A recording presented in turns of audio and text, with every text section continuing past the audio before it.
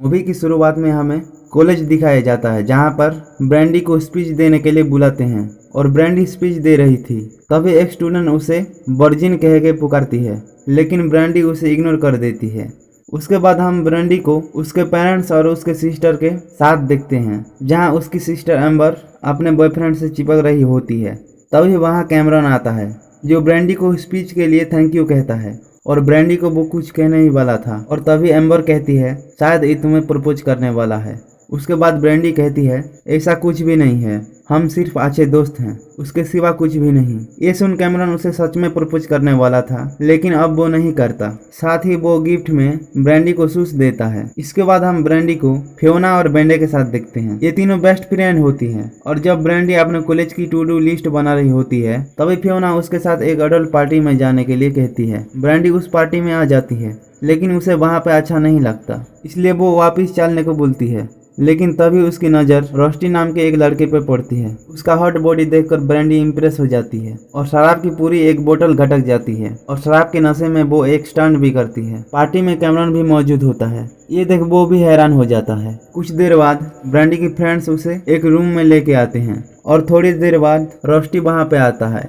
और ब्रैंडी को कोई और समझकर किस करने लगता है, मगर जल्दी ही उसे पता चल जाता है कि ये कोई और है, इसलिए वो सॉरी बोलकर निकल जाता है। इन सब के बारे में ब्रैंडी अपने फ्रेंड्स को बताती है। उसे रोस्टी ने किस किया।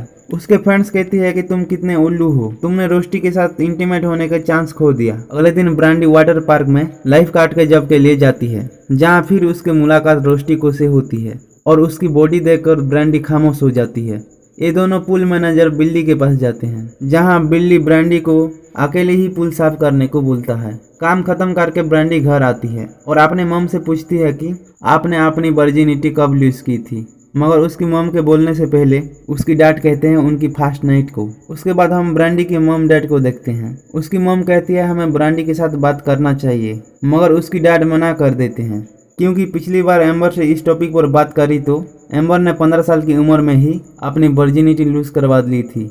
दूसरी तरफ एम्बर ब्रैंडी को बताती है कि उसने 15 साल की उम्र में ही अपनी वर्जिनिटी लूज कर ली थी और वो ब्रैंडी को वर्जिनिटी लूज करवाने की पूरा प्रोसेस बता रही थी और ब्रैंडी भी इन सभी चीज़ों को नोटिस कर रही थी। उसी रात ब्रैंडी बैठकर एक टू डू लिस्ट बनाती है, जहाँ पे किस करने से लेकर वर्जिनिटी लूज करने तक की सारी चीजें होती है और उसे अपनी वर्जिनिटी रोस्टिको के साथ ही लूज करनी थी। अगले दिन ब्रैंडी ये बात अपने फ्रेंड को बताती है। ब्रैंडी पढ़ने में बहुत ध्यान देती थी, इसलिए ये बात उसकी दोस्त जानकर हैरान हो जाते हैं। Next day water park opening होती है, जहाँ पर कई सारे बच्चे आए थे। इस दौरान ब्रैंडी एक भी मौका नहीं छोड़ती रोस्टी को लाइन मारने का। तभी ब्रैंडी को बच्चे पानी में गिरा देते हैं और बाहर आने पर एक बार बिल्ली भी उसे पानी में गिरा देता है। इसके बाद रोस्टी बाहर निकलता है, मगर वो भी उसे पानी में गिरा देता है। जब शाम होता है तो ब्रैंडी बिल्ली से बदला लेने के लिए उसे पूल में धक्का दे देती है, लेकिन तभी ब्रैंडी को पता चलता है कि बिल्ली को स्विमिंग नहीं आती, तो ब्रैंडी उसे बचा लेती है। इसके बाद बिल्ली को ब्रैंडी कहती है कि वो इसके बारे में पार्क डिपार्टमेंट को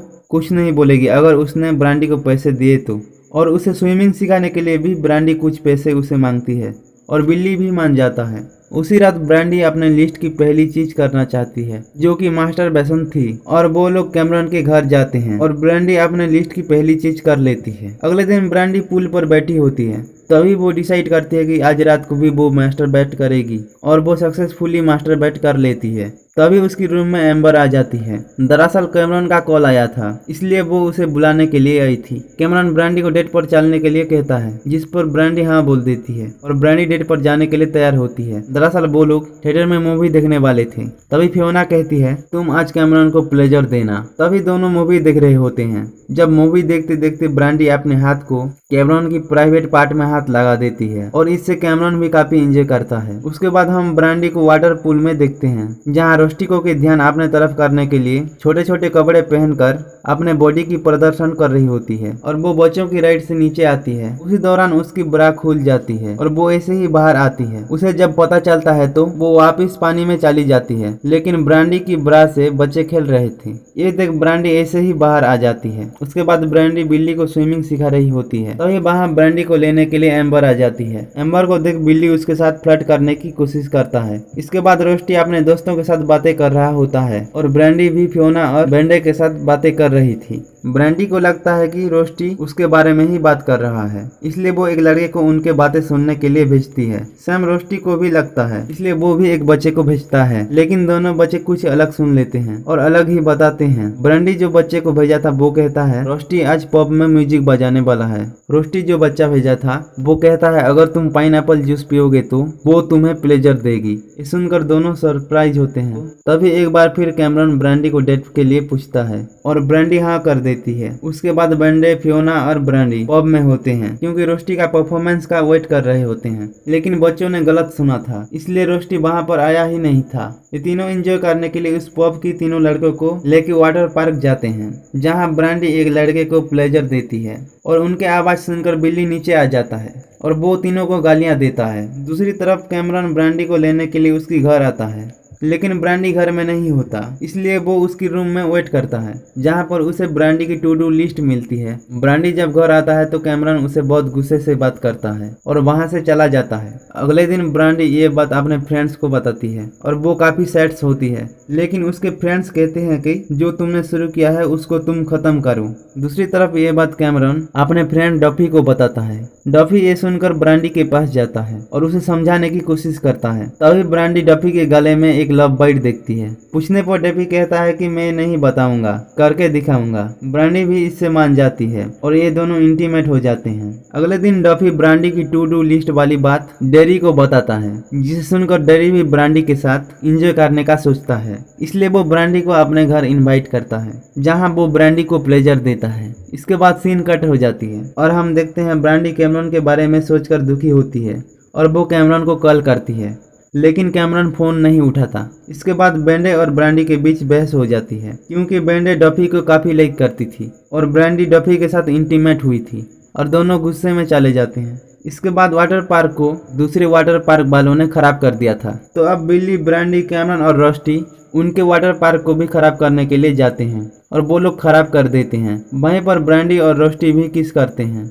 अगले दिन पार्क ओनर अपने पार्क की हालत देख गुस्सा होता है, साथ में उसे ब्रैंडी की ब्रा भी मिलती है। ब्रा में ब्रैंडी का नाम भी लिखा होता है, इसलिए वो बिल्ली को धमकी देता है अगर उसने ब्रैंडी को काम से नहीं निकाला तो वो उसकी कंप्लेंट पार्क डिपार्टमेंट में कर देगा। बिल्ली को ना चाहते हुए भी ब्रैंडी को काम से निकालना पड़ता है। वहीं घर आने के बाद ब्रैंडी के मम उसे एक लोशन देते हैं, उसे प्राइवेट पार्ट पर लगाने से दर्द नहीं होता। तभी ब्रैंडी रोस्टी को कॉल करके डेट पर जाने के लिए पूछती है और रोस्टी भी मान जाता है। डेट पर जाने के लिए एम्बर ब्रैंडी को अच्छे से तैयार करती है और उसे कुछ टिप्स भी देती है। इसके बाद हम ब्रैंडी को रोस्टी के साथ कार में देखते हैं, जहां पर ये दोनों इंटीमेट होते हैं, मगर रोस्टी कुछ ही टाइम में डिस्चार्ज हो जाता है, जहां पे ब्रैंडी जरा भी खुश नहीं होती। तभी ब्रैंडी को दूसरी कार में अपने डैड देखते हैं, उसके डैड भी किसी के साथ इंटीमेट हो रहे थे, इसलिए वो रोस्टी को घर चलने के लिए बोलती है। ब्रैंडी के डैड भी उसे देखकर घर जाते हैं। वहीं घर पर एम्बर बिल्ली के साथ इंटीमेट हो रही थी। जब उनके पेरेंट्स घर पहुंचते हैं तो ब्रैंडी पीछे से बाहर निकल जाती है। वो सीधा फियोना और बेंडे के पास जाती है और उनसे माफी मांगती है। इसके बाद वो फिर से बेस्ट फ्रेंड बन जाते हैं। फिर हम ब्रैंडी को एक यूनिवर्सिटी में देखते हैं, जहां पर उसकी मुलाकात कैमरन से होती है। ये दोनों एक दूसरे को सॉरी बोलते हैं और ये दोनों इंटीमेट होते हैं और कैमरन से ब्रैंडी खुश हो जाती है और ये मूवी यहाँ पर एंड हो जाता है। ये मूवी आपको कैसा लगा ये नीचे कमेंट करके बताना।